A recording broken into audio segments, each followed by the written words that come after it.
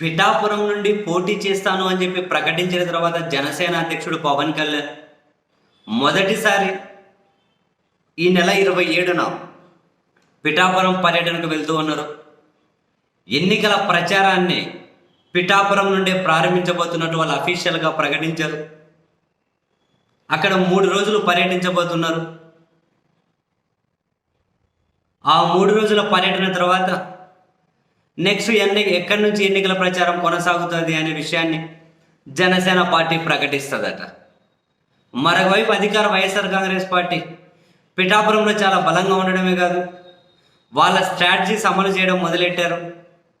అక్కడ ముద్రగడ పద్మనాభం గారికి, ద్వారంపూడి చంద్రశేఖర్ రెడ్డి గారికి పర్యవేక్షణ బాధ్యతలు ఇస్తూనే స్ట్రాటజీస్, ప్రణాళికలు అమలు చేయడం కోసం మిథున్ రెడ్డి గారు కూడా రంగంలోకి దిగారు. అక్కడి నాయకులతో, అక్కడి వాళ్ళతోటి మిథున్ రెడ్డి గారు సంప్రదింపులు చేస్తూ ఉన్నారు.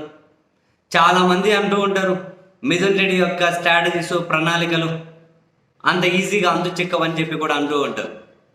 సో మిథున్ రెడ్డి గారు అక్కడ పిఠాపురంలో కాన్సన్ట్రేట్ చేస్తున్నారంట.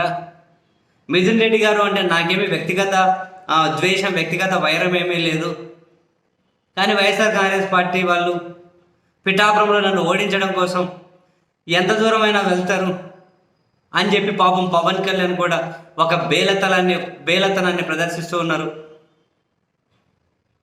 వైఎస్ఆర్ కాంగ్రెస్ పార్టీని ఎదుర్కోవడం అంత ఈజీ కాదు అనే ఆ నిర్ణయానికి పవన్ కళ్యాణ్ వచ్చారు. ఆయనలో భయాందోళనలు ఒక రేంజ్లో ఉన్నాయి.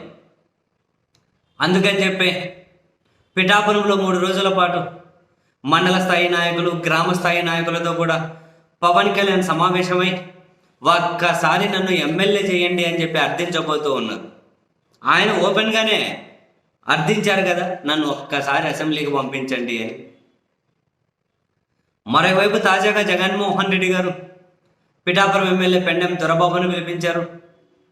వంగా గీత గారి గెలుపు కోసం పని చేయండి, మిమ్మల్ని నేను గుండెల్లో పెట్టి చూసుకుంటాను, మిమ్మల్ని నేను గౌరవించుకుంటాను, డెఫినెట్లీ ఎన్నికలు అయిపోయిన తర్వాత మీకు ఎమ్మెల్సీ చేసి మరిన్ని బాధ్యతలు ఇస్తాను అని చెప్పి కూడా తనకు జగన్మోహన్ రెడ్డి గారు మాటిచ్చే ఉన్నారు. సో ఈ క్రమంలో వంగా గీత గారిని గెలిపించి జగన్మోహన్ రెడ్డి గారికి గిఫ్ట్ ఇస్తాను అని అక్కడ వైసీపీ ఎమ్మెల్యే దొరబాబు కూడా ప్రకటించి ఉన్నారు. సో వైకాపా ఏమో పూర్తి సర్వసన్నద్ధమే ఉంది. పవన్ కళ్యాణ్కి ఏమో భయం, ఆందోళన లోపల టన్నులు కొట్టుబెట్టాడుతుంది. పోల్ మేనేజ్మెంట్ మీద అవగాహన లేదు, ఎలాంటి స్ట్రాటజీస్ అమలు చేయాలో ఆయనకు క్లారిటీ లేదు.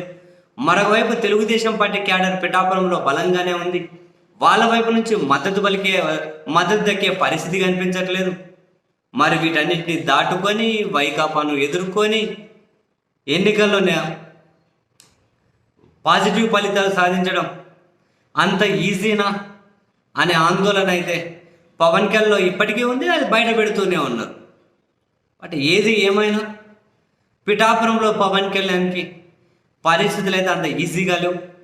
సరే, తను ఒకసారి అక్కడికి వెళ్ళి పర్యటించిన తర్వాత 3 రోజుల పాటు ఆయన పర్యటనకి ఎలాంటి స్పందన అంటే జనాలు చూసేకి రావడం కాదు, క్షేత్రస్థాయిలో అంటే ఆయన పర్యటించి వెళ్ళిన తర్వాత క్షేత్రస్థాయిలో ఎలాంటి అభిప్రాయం కలుగుతుంది, ఎంతవరకు తెలుగుదేశం పార్టీ శ్రేణులు ఆయనకు సహకరించే పరిస్థితి వస్తుంది అనే దాని మీద మనకు క్లారిటీ వచ్చిన తర్వాత పవన్ కళ్యాణ్ పరిస్థితి పిఠాపురంలో ఎలా ఉంటుంది అనే ఒక అంచనాకు రావచ్చేమో.